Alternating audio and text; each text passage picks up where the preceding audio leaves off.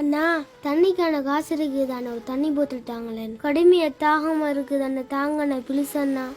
அடே பிஸியான டைம்ல இந்த வெள்ளக்காரன் பாரு டைம்ல லோக்கல்லாம் வச்சு நிக்காம வேற சொல்றா.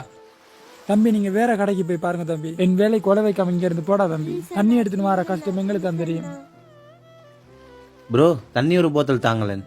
தம்பி தண்ணிக்கு 500 ரூபா விரும்பி நான் எடுங்க தம்பி, இல்லைன்ற இடத்த விட்டுட்டு போவோம். நாங்களும் கஷ்டப்பட்டு தான் வியாபாரம் பண்றோம். 500 ரூபாவா? என்ன ப்ரோ தண்ணி போத்தல் 150 ரூபா தண்ணி போத்தல் 500 ரூபா சொல்றீங்க? இது நியாயமா உங்களுக்கு? ஏய் இங்க எல்லாம் அப்படித்தான். நான் டூரிஸ்ட் விற்க தான் தண்ணி வச்சுக்கிறேன், இந்த லோக்கலுக்கு எல்லாம் இல்ல. போ போ போ. அண்ணா எனக்கு இப்படித்தான் சொல்றாங்க அண்ணா. 150 தண்ணி போத்தல் என்கிட்ட காசு இருக்குதாண்ணா, 500 சொல்றாங்கண்ணா.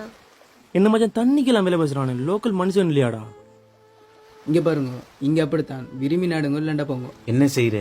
எல்லா மனுஷனும் ஒண்ணுதான். நீங்க தான் பாக்குறீங்க வெள்ளக்காரன் வேற லோக்கல் வேறண்டு. ஓகே ப்ரோ 2 தண்ணி போத்தல் தாங்க. முதல்ல காசு தாங்க.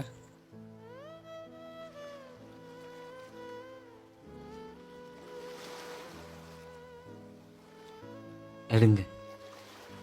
டே மச்சான் நான் ஒன்னு சொல்றேன் கேளு. ஒரு தவறு ஒரு இடத்துல நடக்குதுன்னு சொன்னா அந்த தவறை நாம திருத்தறத்தை விட்டுட்டு அந்த தவறால பாதிக்கப்படுறவங்களுக்கு உதவி செய்யற மனசு எல்லாருக்கும் வரணும்டா. ஏனென்றா அந்த தவறால பாதிக்கப்படுறது ஒரு அப்பாவிடா.